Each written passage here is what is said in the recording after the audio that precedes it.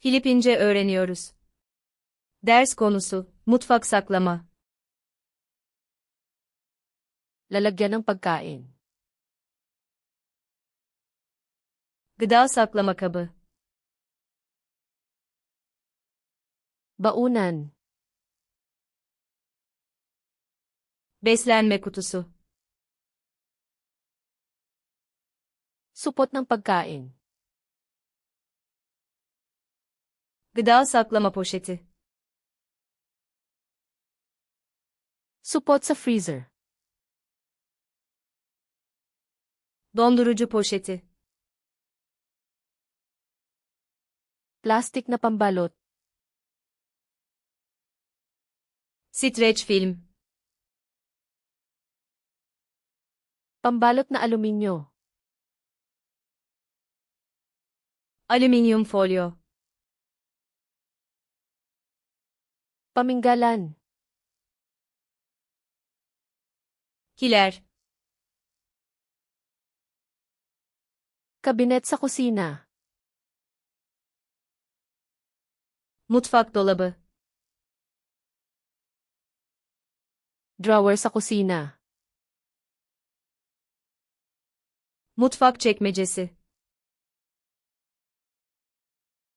Estante sa kusina. Mutfak rafı. Lagayan ng pampalasa. Baharat rafı. Clip ng supot. Poşet klipsi. Sabon panghugas ng pinggan. Bulaşık deterjanı. Sabong para sa makinang panghugas ng pinggan. Bulaşık makinesi deterjanı. Makinang panghugas ng pinggan. Bulaşık makinesi. Espongha panghugas. Bulaşık süngeri. Sipilyong panghugas ng pinggan. Bulaşık fırçası. Sipilyong pangkuskus. Olma fırçası. Pangkuskus. Olma süngeri. Patungan ng pinggan. Bulaşıklık. Lababo sa kusina. Mutfak lavabosu. Salaan ng lababo. Lavabo süzgeci. Tuwalyang papel. Kağıt havlu. Basahang panlinis.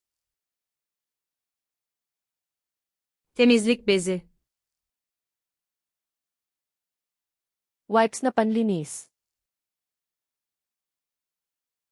Temizlik mendilleri.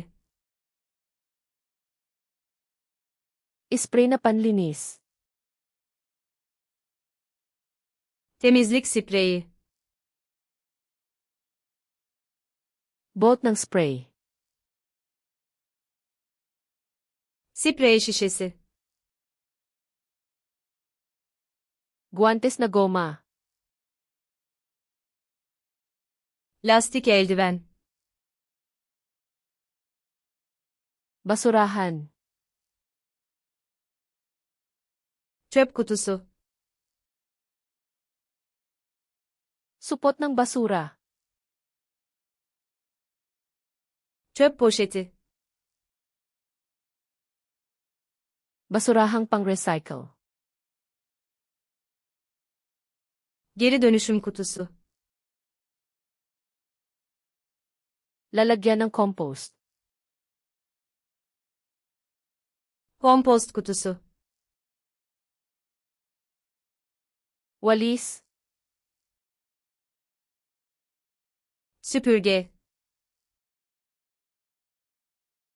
Pandakot. Faraş. Basahan sa sahig. Yer bezi.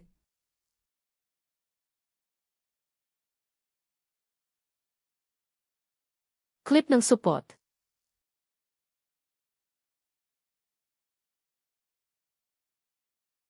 Guwantes na goma.